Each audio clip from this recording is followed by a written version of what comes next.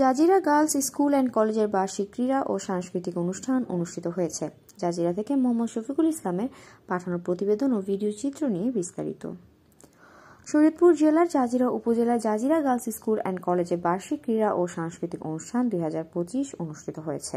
Jazeera ঐতিহ্যবাহী নারী জাগরণের অন্যতম শিক্ষা প্রতিষ্ঠান Zajira girls school and college বার্ষিক ক্রীড়া ও সাংস্কৃতিক অনুষ্ঠান 22 জানুয়ারি বুধবার সকাল 10টায় শুরু হয়।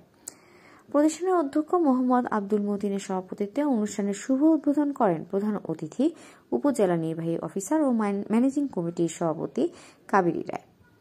উপস্থিত ছিলেন সহকারী কমিশনার ভূমি মোহাম্মদ মেহেদী হাসান, জাজিরা অফিসার ইনচার্জ আব্দুস সালাম, জাজিরা বিশ্ববিদ্যালয় কলেজের অধ্যক্ষ মোহাম্মদ মুজিবুর রহমান, উপজেলা একাডেমির সুপারভাইজার মোহাম্মদ খায়রুল ইসলাম, সরকারি মোহাম্মদ আলী মডেল উচ্চ বিদ্যালয়ের ভারপ্রাপ্ত প্রধান শিক্ষক এটিএম মতিউর রহমান, সহকারী প্রধান শিক্ষক মতিউল ইসলাম সেলিম, উক্ত বিদ্যালয়ের সহকারী প্রধান শিক্ষক সুফিয়া আক্তার, ম্যানেজিং কমিটির অভিভাবক মোহাম্মদ মোতালেব মৃধা, দৈনিক রুদ্রবার্তার সিনিয়র স্টাফ রিপোর্টার ও জাজিরা প্রেস ক্লাবের সাবেক সহসভাপতি মোহাম্মদ শফিকুল ইসলাম সহ শিক্ষক শিক্ষিকা ও ছাত্রীগণ।